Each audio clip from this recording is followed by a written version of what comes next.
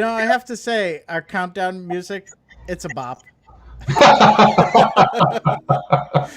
There it is. I've just killed that term. Old white guy. It's not officially It's uncool. it's uncool. Yes, officially. Welcome everybody. This is Ian and Jerrod's Hump Day Extravaganza. I'm Ian, along with my host Jerrod. How are you doing, buddy? Good. I'm doing good. Yeah. So thanks everybody for tuning in. Hey, we got some viewers today. More than you watching us on YouTube. Oh, Woo! So now I'm glad we had the show. Folks, thanks for tuning in. We are going to talk this week is food. So we're gonna a topic near and dear to both our hearts. And this show is all about our audience and including our audience and that sort of thing. So we are paying attention to the comments. So feel free to leave comments, steer the conversation, ask questions, make your own comment. We'll comment it on air. And boy, if you're really into it, well, it may even invite you on our stream and you can join in on the conversation. So this show is let's not make it all about Jerrod and I. Let's make it about the community watching. So say hi in the comments. We'll say hi back. And but the topic this week is food. So if you have anything you want to know about food, thoughts about food, we just picked a really big topic and we're gonna try to tackle it today. Well, so what? Yeah. So Jerrod, food. So I have a lot of thoughts about food. It was hard trying to kind of narrow down. Oh, that's Mom right there. Mom, yes. Annika's my niece. Nice. I'm gonna assume that was Annika who spelled that. Yeah. Well, I think Annika must say spaghetti. That must be how she says spaghetti. She's a smart kid, but she, youngest grandchild, so sometimes she will say words. Did you have any mispronunciation of food growing up? I mispronounced a lot of things. I did too. All the way into my teen years. I can't think of a food necessarily, but I mispronounced a lot because I read a lot. Avid reader as a youth, and there were some words that you would read that I had never heard, like hyperbole. Yeah. I'd read it, and I'd read it as hyperbole, and I was aware of the word hyperbole, but I honestly had never made the connection. Them. Yeah. Yep. And we went to Disney World when I was a freshman in high school still, so I have not gotten much better at that. And there was a ride there called Horizons, but I was pronouncing it Horizons because like half of horizontal, right? Right. And really, so it isn't. You're sounding out all the syllables. You're just putting the emphasis on the wrong syllable, right? Maybe that was it. Maybe that's it. Speaking foreign languages as a youth maybe changed the way I emphasize different syllables. Yeah. That's what I'm gonna go with. Just thought of that just now. It's great. That's awesome. Yeah. So food. Yeah. So you know what? I will start out with some of my friendly advice because after this is going to be me bitching about things. Yeah, let's put advice out there instead of what we hate and what we love. Yeah. Right. We're gonna get. I got a lot of that. Yeah. But my first thing, this is my little tip for people because I think there are people out there. Some people grew up. They were kind of picky eaters. They enter adulthood and they still kind of picky eaters.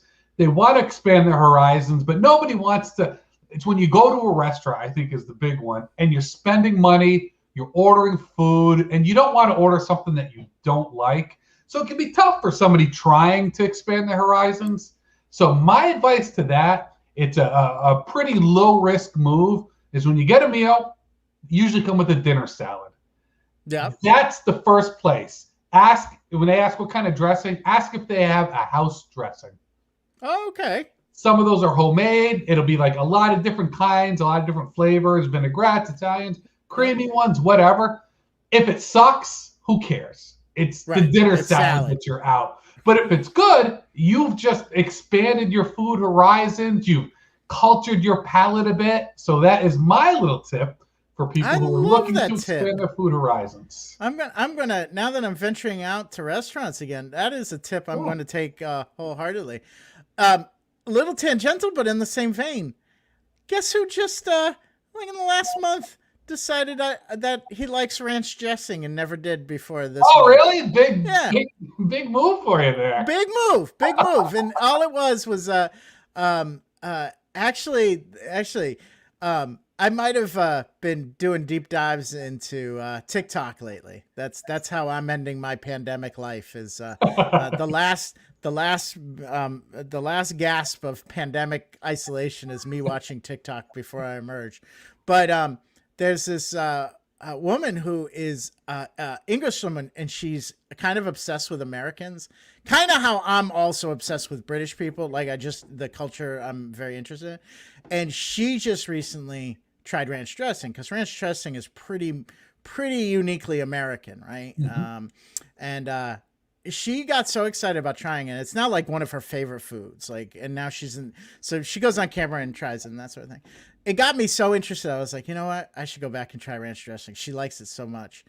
And sure enough, I tried it, and I'm like, You've been ranched. I've been ranched. Yeah. I'm all in on the ranch.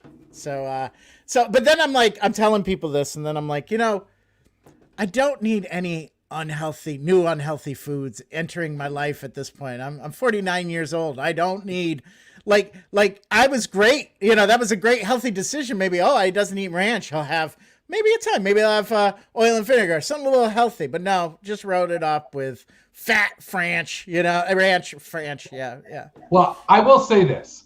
I think if it caused you to eat more salads, Good call. Good decision. Good call. So yeah, so I agree. If I had also listened to your advice, maybe the house would have been a ranch, and I would have gotten it even earlier. So I love that. I love that suggestion. And I like salads. I like salads a lot until I have to eat salads. Yes. Then I despise them. Dinner for tonight for me, salads. Yeah. This has been a chubby year for Jerrod. Yeah. So it's like trying to get on the come down and go from like, I don't want to say dad bod. I may be a little beyond dad bod, and I'd like to get a little better than dad bod. Yeah. So I'm dad bod's here. I'm trying to get over dad bod and get to the other side. And it's one of those things, like, I don't know, like if I order a salad from a restaurant, I am so happy. I love it. If a restaurant has a salad bar, I can pig out and eat it all day. Oh, same. When I'm at home, like every once in a while, it's like, ooh, I am ready for a salad. And my move, you get the bag salads, cut the top off. I will not dirty a dish for goddamn salad. Right. Listen to me, world. I like where this is headed. So you got the bag of salad, you put the dressing in there. Oh, there it is. Shake it up. Yes. The salad. Yeah. And sometimes I get some bacon bits in there, some croutons. And and then I'm sick of it. Like there's sometimes when I really this week, I did a thing. I prepped myself to eat a lot of salads this week. I go grocery shopping on Tuesdays. Today is Wednesday. First salad, I'm already sick of them. Yep. Already. Yep. But I don't have much else in the house, so it's like I'm forcing myself to do it. So now I'm the bad guy in my world. Yeah, but yes. I agree with you. A salad is a lot of, like, as soon as it's no longer a choice, you hate it.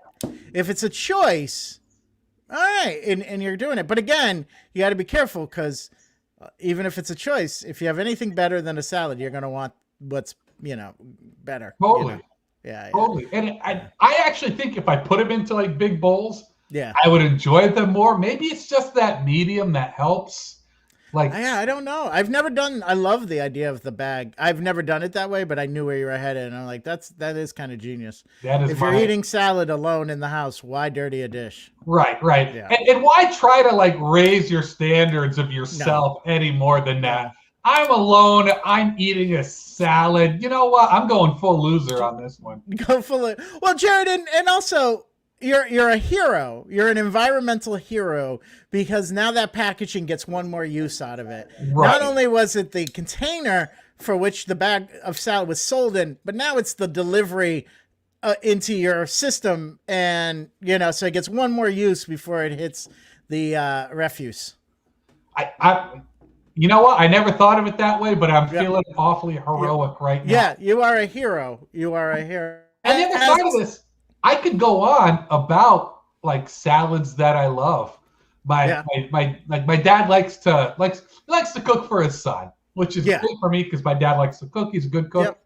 And when he does a salad, he does it the way I like it, where he'll put a lot of different things in it. There are some foods I don't like, and believe me, we're going to talk about some of those foods tonight.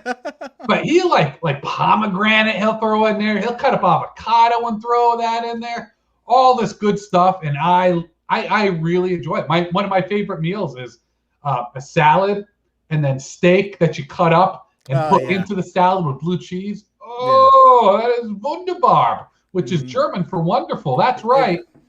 Probably we're multilingual people. We're multi. We got a good question from Pat. Yeah, Pat. I think I don't know if he'll admit it, but I think there's it's like a horse's trough bag where he straps it on and like does one of these so the salad flies into his mouth. That's how I vision it. Mom, you'll be proud to know I am using a fork when I eat the bag salad, but when it gets to the end and it's tough to stay on, there might be a little like holding the bag up to the mouth and scraping it in there. Yeah, well, again, a hero, no food goes wasted, right? Yeah. A lot of people would say, you know what, I don't need that last piece of lettuce. Not Jerrod. He's doing the power slide right into the gullet. Every bit of lettuce I eat is more weight that I lose, as far as I'm concerned. Yeah, because that lettuce, man, it's for every pound you put in your mouth, a pound comes off. That's how I look exactly. At it. Out west, there's a chain called Sweet Tomatoes. Some places out west, it's called Soup Plantation, but it's basically a giant salad bar, and they'll do soups that they make themselves there. And they'll do some of their own breads and stuff. And I would eat at a place like that every day if it was around. And this is how lazy I am. The whole thing why I make boring salads is, I've never really been a huge raw vegetable fan, but on a salad I can do it. But it's also the prep. So with a salad bar, that's the other thing. There are no salad bars right now. So when those return, I'm with you. Because I will make. I would never think, I'll go to a salad bar and I'll never think to put beans on a salad. All of a sudden, that's an option and I'm all over it. Right? And salad bar, if it sucks, get rid of it, get more. Yeah. Look at this. All right. Let's calm down here, Mom.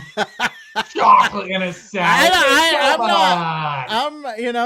I think the dessert salad needs to, it's kind of. I think we need a dessert salad. Now you're talking my language. Skittles and M&Ms in the salad. Get out of here with that. Well, that's the Waldorf salad, right? Didn't that have marshmallow on it? And that's what it was like in America, because it's got mayonnaise. If you make it's got mayonnaise. It's called a salad. And you know what I hate about that? You know what I just hate? Chicken salad, egg salad, lobster salad. This is it, folks. Why do people put celery in them? It's like the wrong crunch. It's just you take something so good, so pure and wonderful, like the magical mix of chicken and mayonnaise, and then you go put celery in it. Lobster salad. Oh, look at my mother blaming her youngest granddaughter. For shame. Mm-hmm. They put celery in it. I hate. And I don't know who decided celery goes in those salads. I don't know who that person was. The amount of power and influence they've had over my life is astounding. Big celery behind it. Big celery. I find celery to be. It's not a real unpleasant taste, but it doesn't make anything better with that taste. Like it's enough there that it changes the flavor profile of the entire salad, and that's the thing. Yeah. And the same can be true. My go-to, if you want a little crunch, I like onion, so I'll put onion in it. That's my crunch. No, losing you. losing you? Yeah, My no. least favorite food in the world is Really? onion. Wow. I hate onion. Now, Onion, I will yeah. say onion greens, cool. Shallots, you fry them up, Yeah. cool. Any regular bulb onion, awful. Awful. Ugh! Too strong. Too I can strong. do So pickled you're onions, but those yeah. onions are so. And here's something that I hate. There I it hate is. when you say something like I say, I don't like onions, and people go, "What? Oh, have you tried that? Or Why don't you like yeah. onions?" I don't like if somebody says, "What about it? What about onions? Do you not enjoy it?" That's a question that can be answered. When somebody says they don't like some food, I don't like onions. Why not? Why not? I never sat down and wrote a statement on the what's thing. the science behind that? Right. Can I you know break it down? when it's in my mouth, I am unhappy. Mm-hmm. Yeah, that's a good way to say it. I see now. I think it's not as neutral as that. Although it's very close to being crunchy water, but there is, I don't know. Celery tastes like something, and I don't. It's not my favorite. It's why it's good. Like if you're doing a roast to put celery, Yeah, like on the bottom as it's cooking. I think that gives it like celery is like almost it tastes like a wild garden in a way. I'll put it in when I make homemade chicken noodle soup. In a soup, Yeah. The flavor gets diluted in the broth, So then I'm like, but you're right. Once it's raw, I'm not one to. I don't like to take it as a dip. When they give it to me, like when I have wings, I have no interest in it. Yeah. Yeah, exactly. It's and you're right when you say it's in a salad. If there's any other salad to me, the whole salad tastes like celery. Yep. Also, I don't need vegetables when I order wings. Okay, I don't. We're not going for the health. If we were going to order a salad, we would have, right? Exactly. Give me fries. Give me like just a bowl of lard. Have the courtesy to fry the vegetables. If we have to have them, let me have a fried vegetable. Put those carrots in the fryer later. Come back to me, right? That's it. That's it. You mentioned something like salad bars. Yeah. Like I love buffets. I love a buffet. I have gone out and Googled and searched for TV shows about buffets. I love me a buffet. And a salad bar is it's a buffet. Yeah, like entry-level buffet right there. So boy, I hope salad bars come back, but I really hope buffets come back. I feel like salad bars are healthy buffets. That's what it is. They really are. Like, it's a buffet on a diet, right? That's how I feel. Buffets I love, but I hate people who don't know how to act at buffets. It's like you go in the correct direction.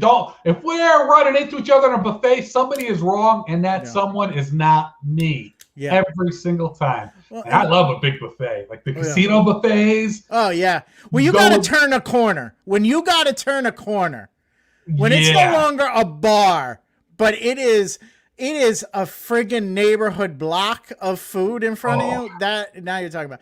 And I'm gonna get on my soapbox.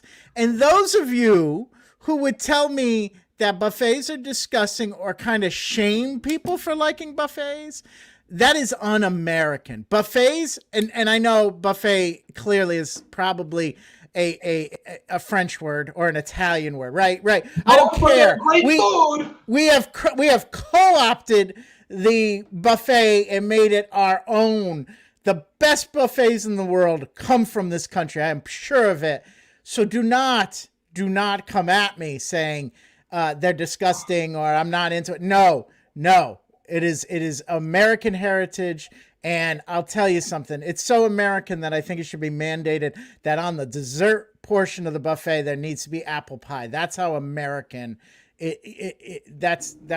I'm just. You got me riled up. I love buffets so much, like the Chinese food buffets. I love casino buffets. When you're right, and it's like when there's a whole other section, a whole island that you walk to. It's what magical treasures are going to be over here? I'm making sounds because I when I go to buffet, I don't grab a plate and go, no. Recon. First thing you do is recon. I'm going out, I'm looking around, I'm making noises. I'm going, ooh, I'm probably creepy at a buffet. I am not interested in any people at the buffet but me. My sounds are for that food that's right there. That's right. You're absolutely right. And stand by that, my friend. You know, the worst part, arguably the worst part of the dining out experience is looking over that menu and forcing yourself to make that choice. When I go out to dinner, I want to be relaxed. I don't want any homework. I feel like it's homework. I feel like, oh, I got to study this and decide right then what I'm going to want to eat 15 minutes from now. And I feel like that's asking a lot. That is asking a lot. That's a contract I don't want to sign on to, right? So with a buffet, clearly we're doing a buffet show tonight. With a buffet, no social contract. You know what? Oh, I'm gonna have red meat tonight. Look at that! Look at that! Look at that! Top round that they're carving. Look at that carving station. I didn't have that. Oh, you know what? That was really good. You know what I could wash it down with? Chicken. Yeah. Gotta get some chicken next. You know, yeah. Maybe it's rubbery. It's been sitting out a little long. I don't care. I don't care. Because you know why? Don't like that? There's something else right around the corner. You know, you're so right with having to look at the menu in the restaurant. Thank you. Thank you. Order what you want, but you're also not able to order all these other things that you want. That's exactly it. I feel like by making a choice, I'm letting down the rest of my children, right? You know, I have to pick my favorite. Let's say there's a menu with, let's say, 15 items, which is a pretty small menu, but we'll say 15. You order one, the opportunity cost is 14 delicious meals. Yeah. I'm a little concerned. Right there. I'm getting a little concerned that your mom is now holding us to our words. Well, one of them, I know I believe, I know I've got, she's with my youngest niece. Yeah. And I absolutely know that my youngest niece must have typed at least one line because my name is spelled wrong. And my mother is the one who gave me my name. Right? So, like. You would hope, right? Yeah, she got your name right. She got my name right. Although 3 letters, so I made it easy for her. True, I got twice as many letters in mine. You do. Yeah, so no, I'm with you. In fact, Jerrod, this is really interesting. No, you'll be the judge. I don't want to presume. I had just discovered a all you can eat. I think it's rib place up in Rhode Island on the past the island. So I can't remember the name of it. And I made Easter reservation for my family, and my sister was going to be out. She's the one that's least likely to like a buffet in my family, so it's just going to be my parents and I for Easter. And then COVID hit, so I'm still waiting. Like, we had reservations, and my mouth was just ribs are my weakness, and anything. Ribs is the type of thing that if you don't get a meaty serving, you can walk away a little bit hungry, right? Yeah. So all you can eat ribs to me is like, oh, I'm gonna be satiated with ribs today. I don't know if I've ever mentioned this to you before. I may have mentioned it on the show before. Yeah. I am a barbecue aficionado. Ooh. It is American barbecue. I've eaten authentic food in the nation it comes from all over the world. I love it. I love so much of it. American barbecue is my favorite. How much? I once went from San Diego to Connecticut when I retired from the Marine Corps. I did a cross-country barbecue tour. I stopped at barbecue hot spots all in the country. I had it planned out for the places that I went to. Like, when you first start out west, there's not a lot, but there was in San Diego a really great place. In Phoenix, there's a really great place. I went up to Kansas City. I spent a few days in Kansas City. You gotta, all down the northeast or southeast part of the country. Like I planned it out. Like, this style of buffet here. Go to this restaurant. This style of did I say buffet? I meant barbecue. Barbecue, yeah. Go to this place. I love me barbecue. Well, I am too, and I didn't realize that when I moved to Virginia and North Carolina, would I be in 2 places that are rich in their barbecue history, right? I think I remember going to a place in Virginia and having my first real barbecue. Because in the Northeast, and more so, like you can find good places now. Like it's more of it's expanded. But when I was growing up, they were hole in the walls and you never knew about them and that sort of thing. Then I went into Virginia and there was a couple of places that were known for their sauces and that sort of thing. Then I went to North Carolina and had North Carolina version, the vinegar based barbecue, which is that is my favorite kind. Yeah. And I didn't realize, I was like, what do you mean? You can't really even see the sauce. How is this good? You know, and then you just get the ketchup squirt bottle of sauce to put my mouth's watering right now. Yeah. So North Carolina has two styles of barbecue. Yes, they have what's called Eastern and Western barbecue. Yes. Eastern barbecue, they chop the pork. Yep. And it's the sauce is like a white vinegar they put spices in. Not super into that one, but Western Carolina style. They pull the pork. They'll smoke that pork butt. They pull it, and by butt, it's a shoulder. Yep. And it's like perfectly seasoned and smoked for a long period of time. I have some of that Western Carolina barbecue sauce in my fridge right now in the bottom. I made it myself. I love it so much. That was one of the last parts of that whole tour. And I didn't think it would be my favorite. It is my favorite. Yeah. It's funny, you know, I haven't lived in a lot of places. Like you and I have the opposite experience about living and traveling, but man, I travel on my stomach. What I miss about these places are the restaurants that you just can't get here, you know, and because I've lived mostly in the Northeast, but spent 5 years in Virginia and North Carolina. And you kind of do become snobby. Like you want the original. And I've yet to have something that compares with some of the restaurants down in there, you know? Yeah. In different parts of the country, like there's some things I would always miss from here. You can't get fried whole clams anywhere else in the country. You're right. Or clam cakes is that is unique. Yep, clam cakes. Yeah. Even the Rhode Island hot wieners. Oh, I love those. Yeah. Bub's Barbecue. Where's that? I believe that's the one. It is Vermont or New Hampshire. Really? I've gone there before, and it is so the way that if that's the one I'm thinking of, the way that works is you order your barbecue, but it's the sides are buffet style, which is pretty slick because it's a hybrid. I'm picking up what you're throwing down here. Which is good because if you go to a barbecue place, the meat that you're ordering is already done. They're not cooking it. It's smoked. It's ready to go. So when you wait, you're waiting on the sides. So having the sides in the buffet style, because for me, French fries are a great way to test out barbecue sauces. No, you're right. It's a barbecue delivery system. Absolutely. It's what it all is. Yeah, because it's socially unacceptable to go from container right into your mouth. You need something to bring it. Right. These big Texas toast that they'll toast up and everything. It is wonderful. I live in South Kingstown and they have a barbecue place here called Flats. It's pretty good. It's its own, you know, I wouldn't compare it to anything, but it satisfies when you want a little taste of barbecue sauce, and they do a good job with the slow cooking and all that. Yeah, and there's a few decent places around here. I like this last year. It's just been the places that'll deliver, which is not a lot. There's one close to me that was okay, but seems to have either went out of business or left Grubhub. And that's been my food delivery system. But you know what? So we talked about barbecue and buffets, and I love all sorts of different foods. Chinese food. Oh yeah. Chinese buffets are some of the best too. I love them. Well, and what I love about like an ethnic food, when you haven't tried, a buffet is a way to experience it. That's how I got into Indian food.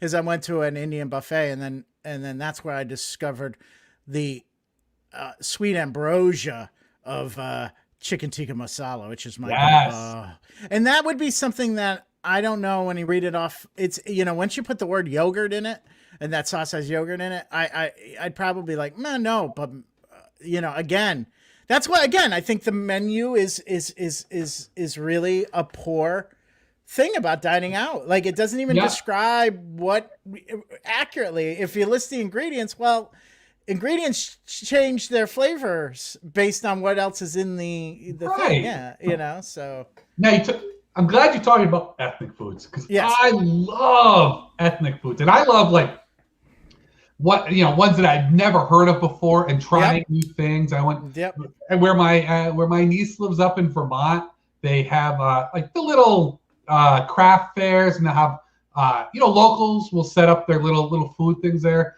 And there's one where it's African food. I think it was West African, and I'd never had it before. It's like, what a great because I love spicy food, and they're kind of talked about some of this, and it was wonderful. I love going to like different kinds of ethnic restaurants and trying new things. If I got to order something, if they have something kind of samplery, that's probably going to be the way that I go. But it brings me to something that pisses me off. Oh, look at that. We need to have a little thing. It had been a while. We needed it. Yeah. And this is something that I will say ahead of time. I will freely admit, none of my business, should not piss me off. I know that, but it still does. Let's say any like ethnic restaurant, you go to a Chinese restaurant, especially a decent one, or anything. I love Italian. German food is one.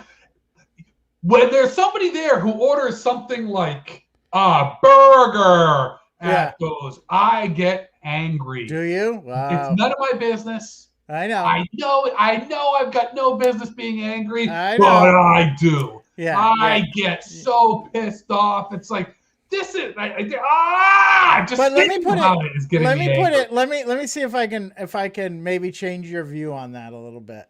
I have somebody in my family who, I think for good reason, really doesn't like Asian food flavor profile, and that's because he served in Vietnam, and the food just brings him back to that place. Like, I mean, that's it. So he will go and put up with it because this is my dad. My mom loves Chinese food, so he will put it up. But if I appreciate when they have something that's not the flavor profile of what the main dishes are, so that, because I feel like it's a sacrifice, and it allows for the people who really love it to be able to go, and they're sacrificing. So let me just put it that way. And that's all because of my dad. Because if I didn't know that about my dad, I'd be 100% with you. Like, why even go? Like, why? It's insulting. That's not what it's known for. What are you doing? Like, I can't believe you pulled out an example that totally gets me. Yeah. Oh, because I can't. Look, I will. I feel so bad for him because, as his kid, and everything you like is from when you're a kid, right? I mean, but you grow as an adult, you start trying new things, but you kind of get used to you kind of know exactly what your family's going to like and what they're not liking. It's just like you watch a movie and oh, my friend's going to like this, or my sister's going to like this, or whatever. Same thing with foods. You get used to it. And if it weren't for that experience, I think my dad, now he doesn't really like a lot of spice, but there's plenty of things on an Asian menu that are mild. Right. And, he also likes bland. He was an Irish guy, so meat and potatoes is kind of his thing. And I'm like, rice and meat is kind of the Asian thing, and there's some happy medium. So it's I always am like, oh, that's too bad the experience is tied into the food. I've got to say, I can't say anything bad. I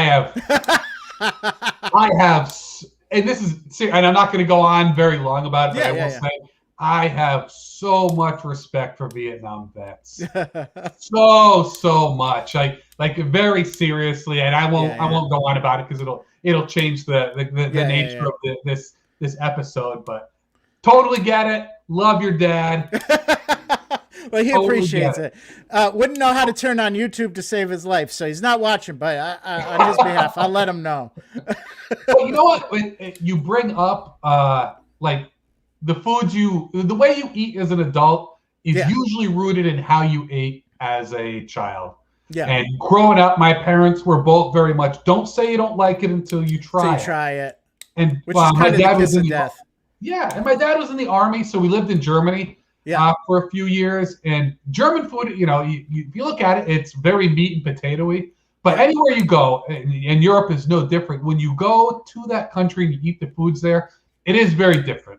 It's very different than the way the flavor profile of food in America is. Yeah. And, strange and exotic or whatever, but from a young age, parents being, don't say you don't like it until you try it. At least try it. And I've really held on to that. And it's a rewarding food philosophy. Because now I go into a restaurant, it's like, I don't even know what this is. I'm going to try it. And more often than not, you're pleasantly surprised. Yeah. And it brings it back to why I love the buffet, because it allows you to try a smorgasbord of what, like I'll put a little everything on my plate.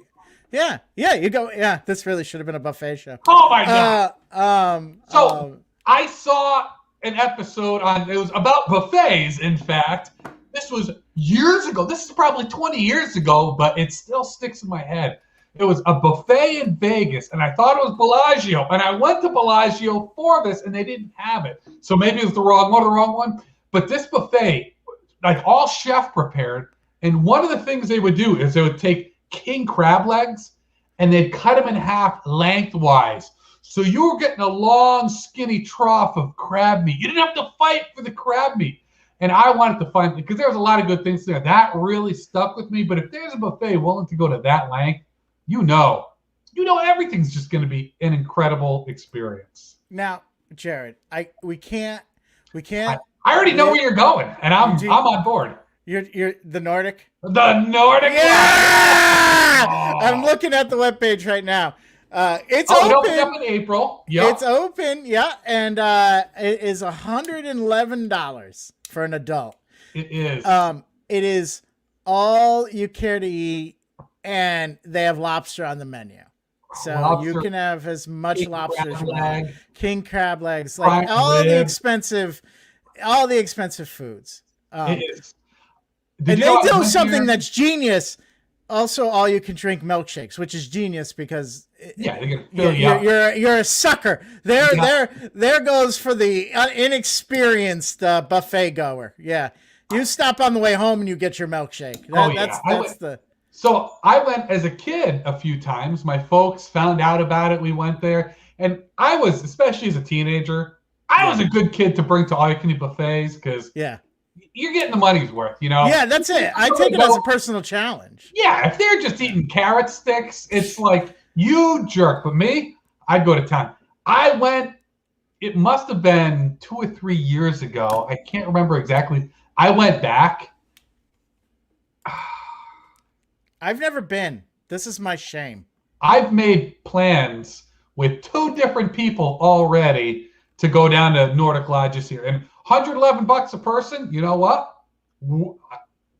I'm paying $111 plus gratuity, and I will happily do it. All right. So this is the rules. This is what it says. It's $111. Children 8 to 12. They do it by age of child. Yep. They know. This is science. 8 to 12, they're going to eat $58 worth of food. Right. 3 to 7, $33. Under 3, $10. $10, all right? But it's so the tax and the 10% service charge is included. They put a timer on you. Yeah. You got 2 hours. That's it. This is not, you're not going to spend your Saturday here, breakfast, lunch, dinner. You got 2 hours. I will say, when you go down there, and maybe we're going to have to do a studio trip. Yes. When you go down there, like you have the 2 hours in your mind, but you just dive right in. You go right in.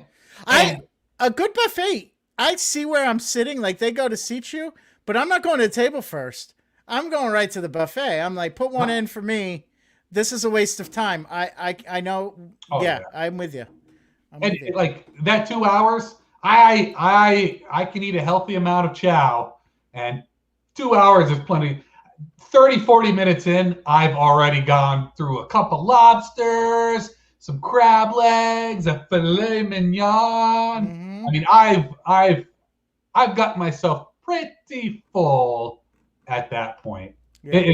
So my favorite time of the day to eat, and this is going to make me sound like an old person, but I felt this way for a good decade, maybe more. I love a late afternoon, early dinner time frame. Yes.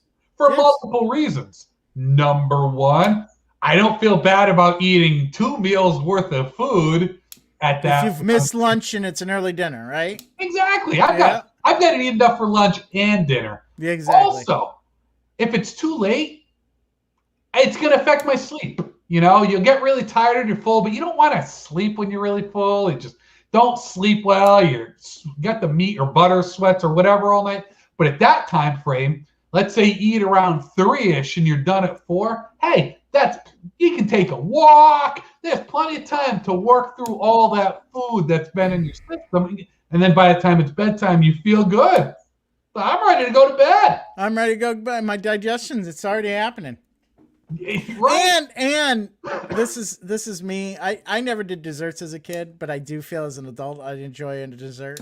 It allows you to really experience the dessert if you have some gap between dinner.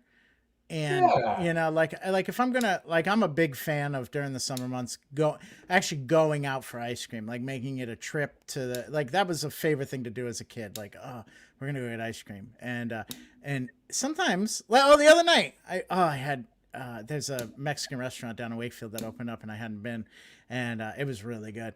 And my parents were down, and we went down. And I stuffed myself at this Mexican place. And then the plan was Green Line Apothecary, which is a drugstore. They just expanded, opened a new, and they have an old time soda fountain with ice cream and all that stuff. So, I had to pick up a prescription and my parents were there, and I had eaten too much for dinner. I couldn't have the ice cream. It kind of killed me. They enjoyed some ice cream. I was like, I can't. When I was a kid, I was not a big dessert kid. I had at least 2 birthdays where, for the candles, my favorite food was shepherd's pie. Put the candles right into the shepherd's pie. Oh, yeah. I had maybe 1 or 2. Like, now there's fast food places everywhere, but growing up in Northeast Connecticut where I did, Kentucky Fried Chicken was such a treat. We had to go to a whole other state to get it. Yeah. So a couple times I think I had the candle and the mashed potatoes, and I was very, very happy with that. My dad had the sweet tooth. I did not really have the sweet tooth. But I don't often order dessert, but I can't think of any time in my life where I have ordered dessert and regretted it. It's never a bad. Yeah. I mean, maybe, but it's never a short-term bad decision. Maybe it's a long-term bad decision. Maybe. Your waistline. But other than that, no. I mean, it is. I never regret it. Never. I'm always so happy. I get to the dessert. This is good. I'm so glad we did this. Yes, I got down all the savory stuff. Bring some sweet. Some sweet. I agree. I should advocate more for desserts, because there's a lot of places I've gone to where you wouldn't think the desserts might be any good, and then you get it, and it's like, this was such a good idea. It's so good. And I also like doing the thing that you mentioned, have dinner at the good dinner place, then go to a dessert. For my dad, for his birthday a few years ago, I took him to Los Andes, which is just delightful. If you're in the Providence area, go to Los Andes. Yeah, it's great food. It's fantastic food. A lot of and they're known for their beef and their steaks, and they are probably the most reasonable place. Like, I think I paid the last time I went. I got a great steak dinner and it was like $15. It was like I would expect to pay $30 for it's unbelievable. The ceviche appetizer there is one of the best things I've ever eaten. It is. I can't. And they're fancy because they have valet parking. That's fancy. Yeah. But for dessert, we then went to Pastiche and got some, good Italian pastries. I'm glad we're on each other's wavelength, because Pastiche was what I was just about to bring up. I appreciate a restaurant that is, and it is a restaurant. I don't care what anybody says. It's not a bakery. It's a restaurant, but all they serve is sweets. That's the best. That is Pastiche on Fed Hill is amazing. That was one of the first places I went out in Providence. I went with a work friend. We were both kind of new to the area, and we had heard about it, and we went, and it was wow. I was so it was so good. I don't go that often. Like, it's too dangerous. Yeah. But you know what? Like, I feel weird ordering a slice of cake. Like, I feel if I'm going to go to a bakery or something like that, I want a self-contained dessert. I want a dessert that was, and I don't know why this is, but but one that was just cooked on its own and created on its own, and that is it. Like a small part or whatever. But a slice of cake to me and look, I'm not going to say that I've never had a slice of cake there. You wouldn't have. I believe even without having tried them that their slices of cake are amazing angel poop. But I just feel weird about it. I'd like a slice of cake to go. Well, but let me put it this way, and again, maybe I'll change your mind. All right. To me, it's the equivalent of ordering wine by the glass. Oh. Right? I mean, you kind of want to order the whole cake for the table, right? But sometimes not everybody's into that cake, and you still want the slice. There it is. It allows some options, just like the bottle of wine. I can't drink a whole bottle of wine by myself, which is a lie. But I can't drink a whole bottle of wine by myself. I don't want to drink a whole bottle of wine by myself. I can get it by the glass, so I appreciate it. But it's the alcohol equivalent of the slice of cake. You may have just changed my life there. I never thought about that. That is brilliant. Look at this smile. It's like, I'm going to Pastiche and ordering a slice of your finest cake, please, sir. Jerrod, we are each other's worst enemy because, I just came up with that analogy on top of my head. And I also enjoy enabling any behavior. So if there's something that is something you want to do, but you can't bring yourself to do it, I will be the devil on the shoulder going, well, it's just like wine by the glass. Why wouldn't you want that cake? Yeah. Jerrod, you just got out of dessert rehab. Don't start hanging out with that Ian character. No. He's just gonna pull you back in. I'm gonna pull you back in. I will put you through hell and make you thank me for it. Yep, that's my MO. So I did want to point out your mom or Annika said German food is awesome. My mouse isn't working, but German food is awesome. Yeah. And I could go on for a while about German food. Having lived there, and it's been very formative eating years of my life, very young. It is so good, and it's surprising how hard it is to find German food, and especially decent German food in this part of the country. It blows my mind because it's like a lot of it is very American tasting. My favorite is Jägerschnitzel. It's a breaded, tenderized pork cutlet with Jaeger sauce, which is like a flavorful mushroom gravy on top. Yeah, that sounds wonderful. It is so good, and like real German authentic bratwurst. It's sausage. Yeah. The finest sausages in the world come from Germany, and I know how to make them right now. Not like the sauceteer. Our buddy Nooch, Chris Ian, he made bratwurst at Chez Pascal, which is a fancy sounding place, so those are some good quality bratwurst. And the kitchen that makes the sausages is called the Worst Kitchen. It is. So it's a pun name. So really, it's hitting on all levels. It's hitting on all levels. Right up there. The best bratwurst I've bought in America to make at home is Wegmans store brand bratwurst. Believe it or not. Yep. Now, I'm sorry. Did I mispronounce your name? Annika. Did I say Annika? I apologize. Annika. I'll say it 3 times. That's the secret to getting someone's name down. Absolutely. If my sister had twins, yes, one of them would have been named Annika, and the other one would have named Offika. I just debuted that joke. She's doing it for the first time now. Annika, what do you think? What do you think of your uncle's joke? Well, some good ones. I love German food. I like finding a good German restaurant is for my whole family. It's honestly a big treat. Like my sister is so much better. She's lived up in the New Hampshire, Vermont part of the country for a while. Let's put. Well, Annika did not think that was my best work. No, I should have workshopped that one a little more. I appreciate. It's just one word. No. Don't even indulge. Even indulge, Jerrod. I need to stop because otherwise I'll keep talking about all the German restaurants. And there's so much more food stuff to talk about. But here's the thing. This is it. From someone that doesn't have the experience of ever been to Germany to kind of know what is authentic, right?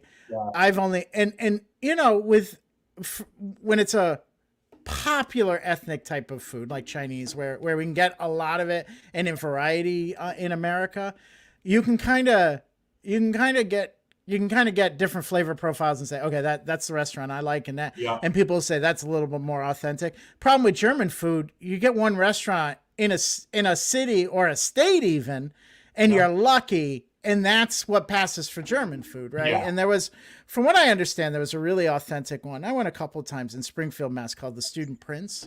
I may have been there. Yeah, it's kind of well known, and I think folks that really are German aficionados, food aficionados, they go there a lot. So I always, and when I went, I loved it. The problem is, it's a hard sell to some folks, which is kind of crazy, like because again, they're trying something new for the first time, and it takes it's you have to really train yourself to be open and adventurous, especially when you're plopping down money on something you don't know if you're going to like or not, Yeah.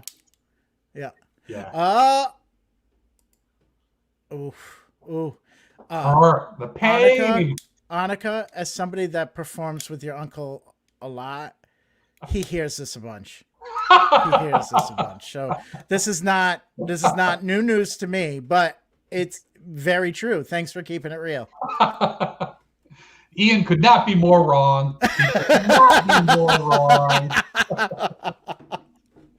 I can't wait to be non-funny with you soon.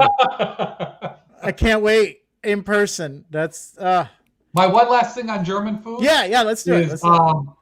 I'm gonna have to do it. I'm gonna have to make it for you one time. We're gonna have to do a big bratwurst thing because that's also how you make sauerkraut taste good. Well, I love sauerkraut, and some people love it, but some people really don't. But if you do it correctly and you do it correctly with the bratwurst, it's a whole different thing. I can only imagine. Well, and not that it's German, but it's German. I have Polish in my family, so like. Kielbasa is some of my favorite, and it's very, it's a cousin of German food. So, and sauerkraut. It's wonderful. It's wonderful. I love Polish food. So this year with the pandemic, I've ordered a lot of delivery, a lot of delivery. And I have been shamed so many times. Like, okay, you order maybe quite a bit, and they'll it's one thing when it's like, oh, there's 2 forks in here, whatever. I have gotten just an embarrassing number of like forks and fortune cookies. The judging that happens. Oh my God. Who are you to give me 8 fortune cookies in this? Every order better get 8 fortune cookies, or else we're in a fight. I mean, that's it. Every order. I appreciate getting a plastic fork. I don't have to clean a fork. No. I don't have to use one of my own plastic forks. Right. I appreciate having a backup plastic fork in there. Hey, maybe put it in something and it snaps a little boom. I got another plastic fork right here. Didn't even have to leave my couch. But that's it. I don't need more than 2 forks. When you're giving me 4 forks, who the hell do you think you are? They would do themselves a favor on these apps and however you're ordering. Put your order in, and then one of the questions is, how many is this serving? That way there'd be no judging. I don't know. I still feel like if I just put 1 on there, they'd be like, well, let's just be honest. We're going to lie. Yeah, but at least it's us, right? At least it's like, all right, this is an Ian serving. But in real life, this is for 4, right? Exactly. So I'm going to put 4 down. 1 Jerrod or 1 Army. You're right. Yeah, exactly. Yeah. Serving size. Yeah. So I've got no reason to be angry. I guess it's judgy. It's judgy. It's just like, I'm gonna feel judged based on how many forks of fortune cookies are in there. No matter what, the fault is my own for ordering that much food. But you know what? It's not me I'm gonna be angry at. No. Yeah. I also can feel like I've been judged at drive-thrus because I'm a big fan. I have a commute to work. So I will often order 2 beverages. One, my coffee for the road, and then something, maybe a soft drink for a little later, or that sort of thing. And I sometimes, like, I'll get. It's clear they thought I had more people based on that order, and they're surprised when I pull up. Now, first of all, I could be bringing it home to somebody else. You don't know. You don't know. Yeah, granted, I'm not. But you could. But I could.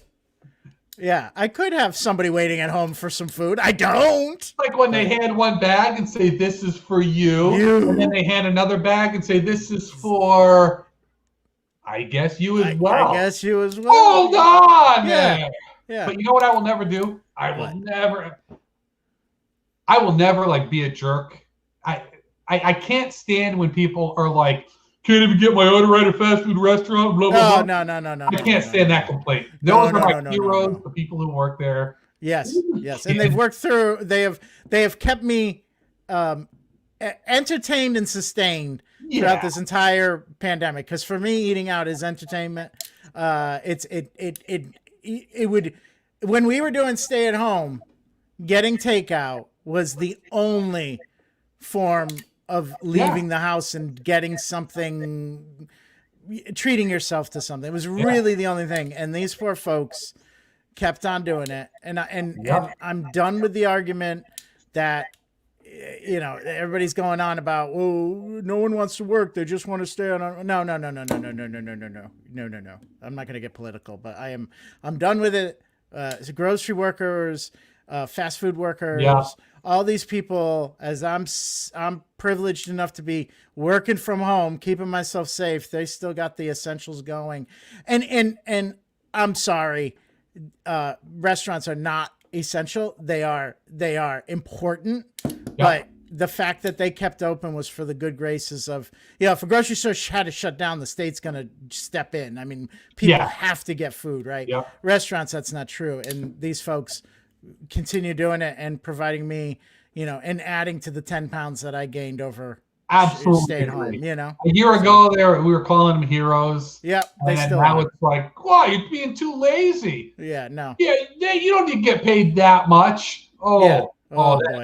That just really, and it's not only that, they were also the ones who had to deal with the people who were being absolutely, and I didn't have to. I was sitting at home. I was talking to other people who had jobs. Yeah. These people were dealing with people coming in and being like, "Oh, my mask, it's gonna make me lose oxygen and die." Yeah. But I mean, and I will go down a tangent, but they had to shut down our local ice cream establishment last summer because people were arguing with the high school kids about wearing masks. My favorite ice cream place shut down because full-grown adults were arguing with the 16-year-olds that they shouldn't have to wear a mask. And it's just like, could you just wear the mask and just while you get your ice cream, please? Yeah. And they had to shut down. It's so easy to not be a giant piece of shit. Yeah. But some people, they just can't stop themselves. Yeah. I shouldn't have said that, realizing my 10-year-old. That's okay. She knows. 9 or 10. She'll let us know. She'll let us know. I'm going to go with 10. I'm going to go with 10 years old. If not 11. I'm going to go. Yeah, that's what I'm going to go with. I'm comfortable with her knowing that her uncle respects people who work in all establishments and does not like people who are mean to those people. Because one of my big gripes is also like people who are jerks to wait staff. Like I cannot stand that. I cringe being around those people. I will apologize for the things that I do wrong. To me, that's being a bigger person. Is even if you didn't think you did something wrong, but it affected somebody in a way that was negative to them, it's an apology. Just humble yourself and apologize. No one needs to put up with your crap. The people who have to go in there and just be awful and cringeworthy and act like they're better than the wait staff. Or all right, your food didn't come out the way you want. Maybe it's something egregious, a hair or something. Something. It really isn't the wait staff's fault, right? It's something went wrong with their system. Okay, yes, that you're very right to point it out. But this holier than thou, LG. All right. What are you sorry for, LG? She is notoriously mean to wait staff. Oh yeah, well we knew that. Her picture's up on Oh, you know most establishments. I forgot LG. Oh right. Sorry, I'm They the are worst, man. notoriously mean to wait staff. Yeah. Notorious. Notorious. But like in real life, like if I'm on a date with somebody who is a jerk to wait staff, that is the last date. That's it. I'm going to be on with that person. Yeah. I hate having to apologize for other people. I will do it. I will do it because the person who deserves that apology is not at fault. Right. But well, and the other thing is, we all some days we do the best job we're able, and other days we just don't hit the mark. Wait staff is the same thing. Why would you go in with an attitude unless that you really think that they were out to get you and deserved it? It wasn't. Something's wrong. You got to communicate it. Can't you just do it pleasantly and not put the "oh, how could you" in your voice like that? Holier than that's what bothered me. You don't even have to be outright rude. It's the tone and the attitude and like, how dare you? Like they don't need to put up with your crap. Like say what's wrong. Yeah, their responsibility to make it better, right? As good customer service, and why do they have to put up with your attitude? Yeah, okay, we get it. You're inconvenienced. It's being inconvenienced is part of life, and it goes around. Some days you're the one inconvenienced. Other days you're inconveniencing other people, right? Through no fault of your own or through blatant fault of your own, that this happens. There's no reason when it is your turn to be inconvenienced to have anything less than a pleasant attitude. Yeah, to me, when I go to a restaurant, the wait staff, they're all humans who are trying to do their job the best they can to pay their bills. I cannot stand people who go in and act like they are their servants. Like, I finally have royal servants to speak down upon. You're not better than them. I'm not better than anybody who works anywhere. No. I'm better than everybody. But at the same level. Yeah. I mean, I'm lucky in that through luck, hard work, and privilege, I work at a job that I just really enjoy, right? Yeah. And even though, and I had the luxury to be able to figure that out so I can really carve out a path that got me there. Not everybody has that opportunity. So let's not treat everybody that's in a job that this is what they want to be doing right now, right? I'm not saying that gives them carte blanche to be rude in a service industry and stuff like that, but let's not sugarcoat it, right? Like, yeah, and then don't pay them a living wage and still expect them to be no. And I have at times dealt with some rude people here and there, but far and away, that has not been the case. The customers that I've been around have been more likely to be rude. And it's yep, absolutely. And it is a oh, I just hit a button and my screen went weird. But it is it's a choice, it is an absolute choice. You can be a good customer and help people out, or you can be a jerk. I also want to unpack this, LG. So I tipped $40 on a $70 check last night. Like a fool. Did you make a mistake? Or was that intentional? Because if it's intentional, not a fool. No. Even if it was not intentional, if you had the money and maybe it hurts a little bit, that person really appreciated it, right? So there are other ways. So I don't see this as really a fool. I'm hoping you're like a fool. I was just throwing down money. Yeah, no. If that's slang, I don't know. Again, old white guy, not down with the slang. I overtip. To me, I do too. Well, after COVID, I'm nuts. That's the starting point. At the very least, I will round up from that 20%, and that's the very, very least. Yeah. I am too. But I also am a creature of habit, so I am one that tends to become like a regular at places, and I want people to be excited when they see me because I'm going to be a good customer, but also I'm going to tip well. They're going to be paid for the good service. It's a win-win. They're there to make money. That's what a job is for. Oh yeah, LG, you made their night. You made their night. Not a fool. Yeah. those nights, they weren't able to work because it sounds like this was an alcohol place that serves alcohol. If it's a bar, they haven't had a lot of tips coming in. They're either been closed, not working, or just dead. So in my way, it's kind of the fee. I saved a little bit of money from my situation. I saved a little bit of money because I haven't been going out. So now I'm making up for it a little bit. You know? LG keeps trying to justify I the know. decision that was made there, as we're here telling LG, you did not make a bad decision. You're the MVP, LG. Stop. Let it roll over. Let our praise roll over you.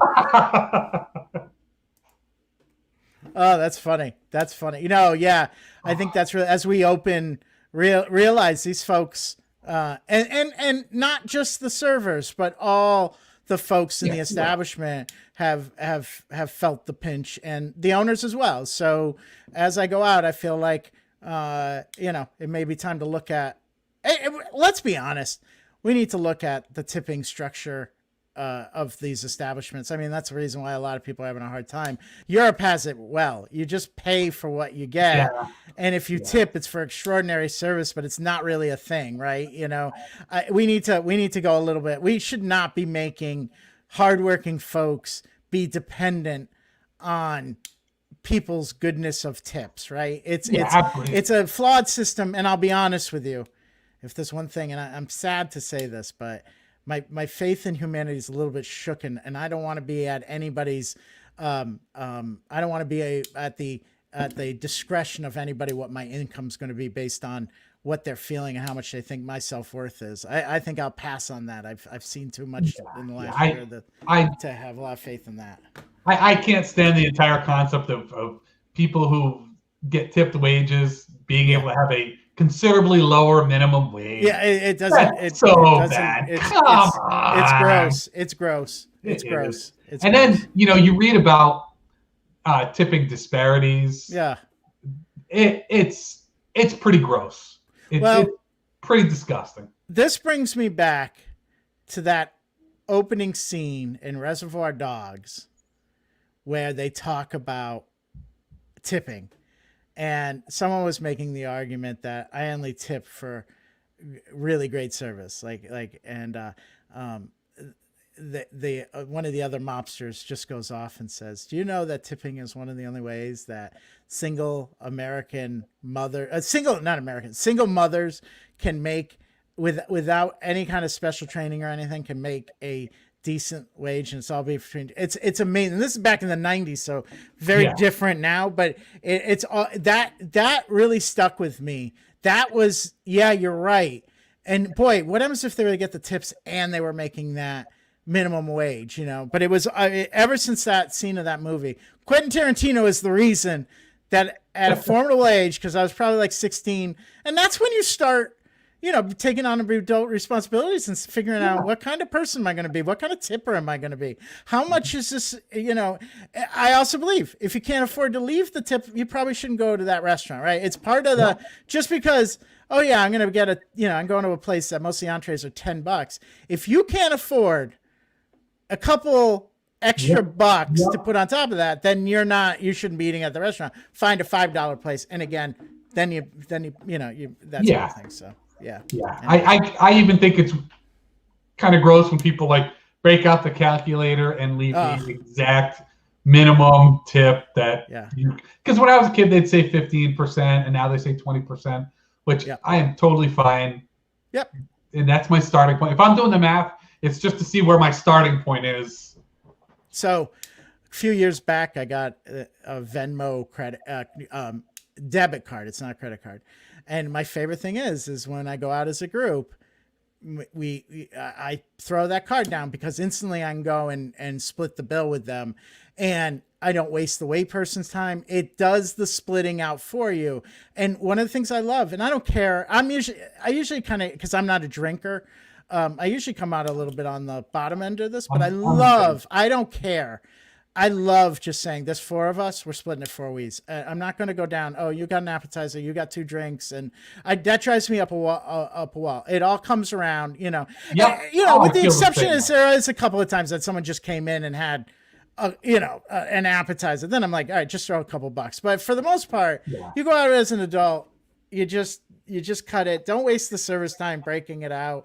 Just and so with the Venmo thing, I just bring it in and it shoots it out to everybody. They hit a button. The money never even comes out of my account. Everything's good, and we don't waste the service time with I love that shenanigans. Idea. Yeah, I love that idea. Yeah. So, because you're right, that is another thing that pisses me off. There it is. The people when you're going out and they're like scraping down to the penny to make sure they are only paying this. It's like you're a group together. But I will also say that there are people who go the other direction. And if there's somebody who's like, more whiskey, and they're really getting a lot of drinks, that is a point where I will say, let's slow down here. Let's let you at least cover your drink. Yeah, maybe you're going to cover all of the tip at that point, right? If someone's really above it, I'm like, all right, I'm going to add the tip onto your... I also get a lot of power with the Venmo card. Well, and also I find it is true. Sometimes the math skills aren't working if someone's had a few.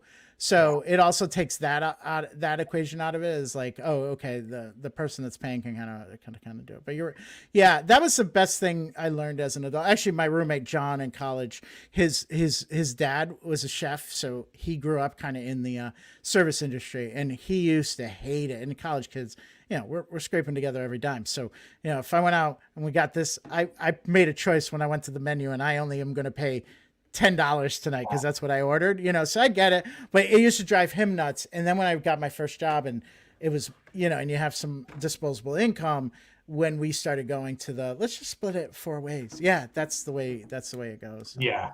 Anyways, I will say, like, I don't drink an awful lot anyways. I don't like being hungover, but there's times you're going out with your friends having drinks. But for me, if I'm going out for a meal, I'm going out for food, or I'm going out for drinks. Yeah. I don't enjoy if it's like, let's go out, eat, and have a lot of drinks while we're eating. I might maybe 1 or 2, because this restaurant have very I'm with you.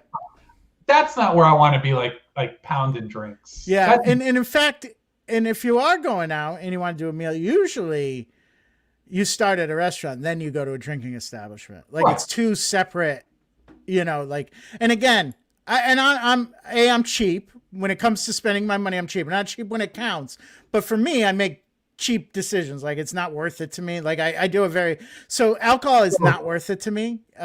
But an appetizer or dessert is my alcohol is food, right? So usually, so whenever the people are going out to drink, I'm like, ooh, I'll get the wings tonight and the entree and maybe a dessert. So I'm going dollar for dollar for their drinks because I'm adding it in appetizers or dessert. Yeah. And to me, it's just 2 separate experiences. I'm with you on that. I'm with you. I can think of times going through. I remember once a friend of mine, we were going through San Diego and we just saw a baseball game, I think, and we stopped and we went somewhere. It's like, let's just go to this bar, have a drink. And I love, just like restaurants where they have their own established, you've got a creative chef who is there, giving you their art. Good bars will have bartenders who are the same way. And we can get a good drink. We went in their special. They had this ginger cocktail. I've never had anything like it before or since. I'm glad I stopped there and had it. It was a bar, and that's what they had there. If I'd have gone there and I had that with like some potato skins, it wouldn't have been as enjoyable because I don't want to wash down potato skins with a mixed drink. Right. Yeah. So I just put in the chat, folks. Jerrod and I, we're doing this, and we can clearly, I don't think this is a surprise to anybody, give us a topic and we will talk ad nauseum for hours and hours about it. What we do have a hard time is coming up with one that we think you'd be interested in. We could talk about anything. So I just put in the comments, give us some suggestions about show topics. And I know a few people don't watch this live. So if you're watching this, we pay attention to comments to the old show. So if you're not watching this live and still have an idea, we'd love to hear it. Again, my favorite part of tonight, I love being on with Jerrod, and I love us, our back and forth, but getting to talk to Annika, getting to talk to LG, maybe Jerrod's mom. I don't know. Maybe it was Annika all along. I was slow to pick up on that one, but so we really want to make these shows for you all. So if you have topics, I'm writing them down, and we will cover them all. We're not shy. We will absolutely talk about anything. So we want to make these shows as enjoyable to our audience as well. So yeah, there. So Absolutely. we did food, man. We did food. We did. I could go for another hour. Oh, I know. There was things that I had in the back of my head that I was like, oh, well, we could talk about this. I never got to. So maybe there'll be a food too. Yeah, possibly many more. Like I wrote down some things, just things that annoy me about it. But I love food and being able to talk about buffets and things like that. I can go on. Well, and it's funny because it's funny what we decide that we have similarities, like our love for buffets, which I feel is a real. I mean, there's people that say they don't mind buffets, but you and I are on the same level of like passion. Yeah, absolutely. Like there are. I mean, when I was down south, this is before, and they made their way up north, but Golden Corral, they were much better back in the day, but man, those were my favorite buffets. Like, you see a Golden Corral and oh, I'm there. The rolls alone were worth it. Have I Googled Golden Corral? Maybe. I love and it all started with good salad bars, because Ponderosa had great salad bars back when I was growing up. That was like my family's inexpensive. We didn't have a lot of disposable income, so Ponderosa was a treat. And my mom loved it because of the salad bar, and that made my love of salad bar. And then eventually buffets, because again, you're going to walk out of there satisfied, you know. You know what? You and I need to go to a buffet that we have not been to before, or very little, but is large, like Mohegan Sun Buffet or something like that. Because the Foxwoods one sucks. I agree. Yes, I feel like you and I need to go play some games, and then pig out, and then play some more games. That's what I feel. What's your game of choice at a casino? Oh man, well, I if I have a vice other than massive amounts of food intake, I do like casinos. I like gambling. I like playing poker, but if I go to a casino play poker, that's and it's not a social thing. It's That is I agree. I've never played poker at a casino. I'm too nervous. I'm a craps guy. I love craps. I love craps. But I won't go if it's more than a $5. No, because I like playing around with the bets, and I like I love the math of it. So I'm always like, and I always forget what the good bets are, so I got to play online, for no stakes beforehand. And I'm like, all right. Then when I get there, I feel like, let me put it all on the pass line. I love craps. I learned to play it in Vegas. And learning to play casino games can be an expensive thing. But in Vegas, I went there it was a few days after deployment. So you're there at 10 in the morning at a Vegas casino on a Wednesday. They would have, hey, learn how to play this game for free. And that's how I learned to play craps. And I played a lot. And like that last day there for chips, whatever, I had like $3 left. That was it. Played craps. The last game, like, this is it. Put what I had on the table. I had 3 white chips, $3 left. I ended up winning a few $100s on that last one on the way out. My first, it used to be I'd play blackjack and I'd put down $100. So the most I would leave with would be $200. $200. Craps was the first thing I ever went to a casino and played and came back with a good amount of. That happened to me on It was like $600. I was like, wow. And the same thing happened to me. We used to, my friends and I, again, I'm not huge drinkers. We decided New Year's Eve, for a few years, we would go New Year's Eve to the casino, get the free toast at midnight, and then head back home. And so the one New Year's Eve, I played craps, and my friends were like ready to go. It was like 1:00 in the morning, and I was up $600, and at the time in my life, $600 was really a lot. It's a lot now, but it was really a lot. And they were I made their night as much as my night was made, because they were having such a fun time, because they don't play craps. So they were like, what is Ian doing? Because he's just getting chips in front of him and he's rolling dice. How does that work? That's what I did. Same thing. I went with my dad and my dad's old buddy, and we were doing that. Yeah. All right. We did our own thing, and they came back and I was playing craps. I was throwing, and I went on a great run. And talk about sweating. Like, the responsibility of being on a great run. It's fun, but it is like, the whole table's excited. It's so great. But I also love the idea of you and me then walking into the buffet Yes. and like giggling as we're looking. Yeah. Totally Absolutely. I didn't win at the tables, but I won at this table. This That's buffet my table line. I just won. That's my line when I go to the table in a casino with them. I lost big out there, but I'm winning big in here. There it is. Annika put some suggestions down, and one of them is to go over, and I like how she's misspelling your name intentionally. She said go over Jerrod's beard styles. Well, Annika, our first show is about that, and you know what?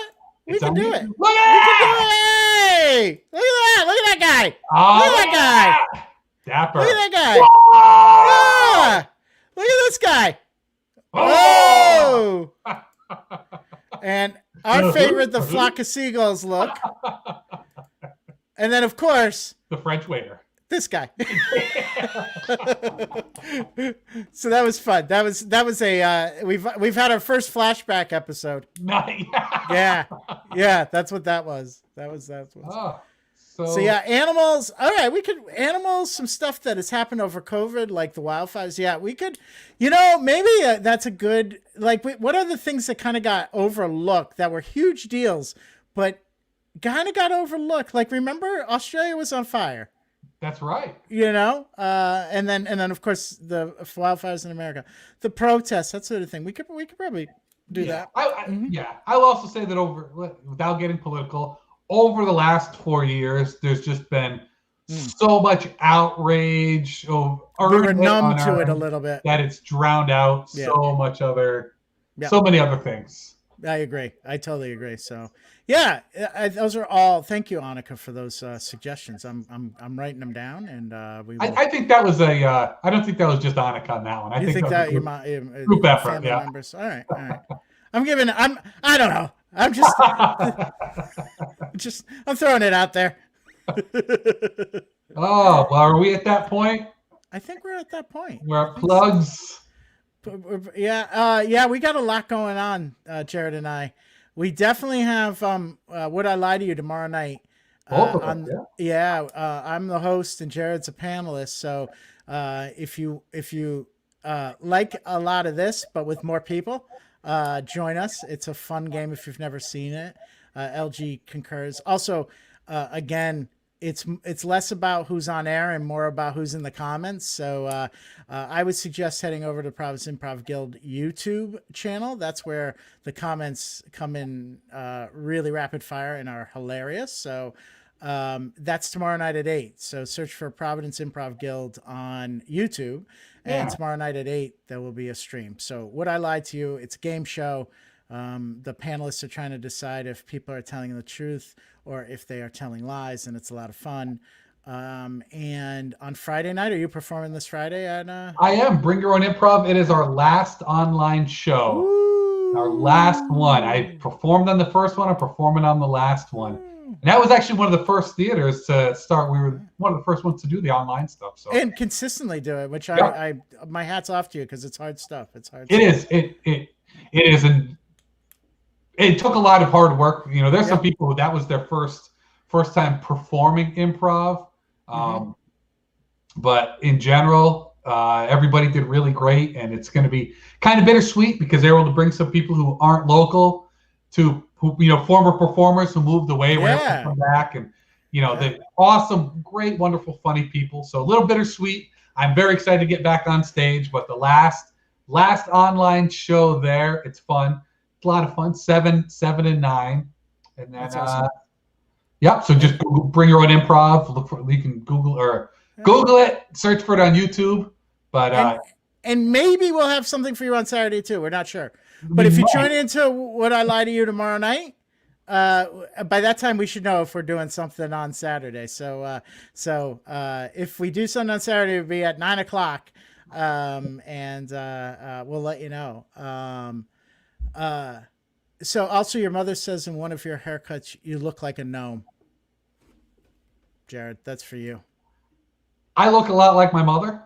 So okay. So that's kind of the genetic rubber. Yeah, I'm rubber, you're glue. Although in all fairness, my dear mother has never grown a huge crazy beard Well, like I have, and yeah. she's never had as much gray hair as I have. I'm not sure Uh-huh. how that works. And LG, thank you. I actually got mine professionally groomed two Thursdays ago. So with the haircut, I went did the full Monty. Even got the hot towel over the face. Ooh. Yeah.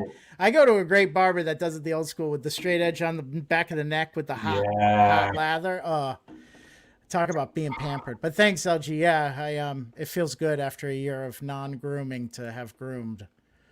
You know what? I just had an idea for another man pampering. Oh, good idea for another. I agree. Or all pampering. Maybe it could just be all pampering. Yeah, you know. Yeah. What do people do to get pampered? Yeah, like because I think there's a lot of people that I think it's pampering is a personal thing. Some people that love one thing may hate another, and vice versa. Save it for the pampering. Say it. I'm going to pampering material now. Yeah, you're right. All right, folks, that's our time this week. Thank you so much for being not only watching but also being active in the comments. Yeah. It's fun. Annika, it was a pleasure to meet you. Pat, you have a pretty cool son here. I've enjoyed getting to know him. LG, always appreciating your contribution. One of my favorite people. Also in my cohort of improv training, she was. We started out together back in the day. So, yes. So, all right, folks, enjoy the rest of your evening. Thanks for watching. We'll see you in 2 weeks. I'm Ian. That's Jerrod, and thanks everybody. Now's the time that we awkwardly wait for the live stream to end. So enjoy that. So there'll be a lot of weird waving in a second. It feels so weird. I never know what